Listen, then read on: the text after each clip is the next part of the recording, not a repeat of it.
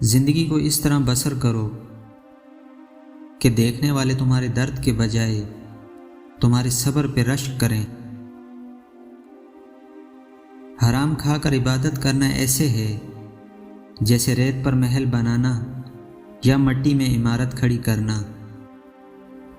اپنے جسم کو ضرورت سے زیادہ مت سنوارو، اسے مٹی میں مل جانا ہے۔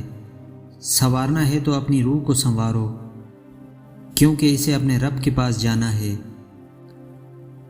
خدا کے نزدیک کسی انسان کی عزت جتنی زیادہ ہوتی جاتی ہے، اس کا امتحان بھی اس قدر سخت ہوتا چلا جاتا ہے۔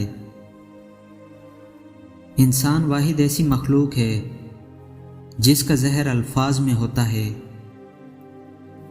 جو ایمان تمہیں بستر سے اٹھا کر مسجد یا مصلی تک نہیں لے جا سکتا، وہ قبر سے جنت تک کیسے لے جائے گا؟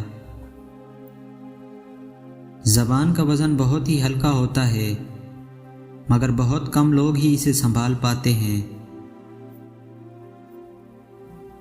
نیت کتنی بھی اچھی ہو، مگر دنیا آپ کو آپ کے دکھاوے سے جانتی ہے، اور دکھاوا کتنا ہی اچھا ہو، مگر اللہ آپ کو آپ کی نیت سے اجر دیتا ہے۔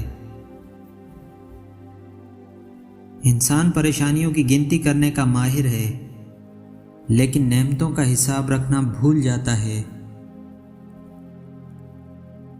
دل کی تمام بیماریاں نگاہ کے اٹھنے کی وجہ سے ہوتی ہیں۔ مجھے تعجب ہے اس شخص پہ جو اپنی برائیوں کو جانتا ہے، لیکن جب اسے برا کہا جائے تو ناراض ہو جاتا ہے۔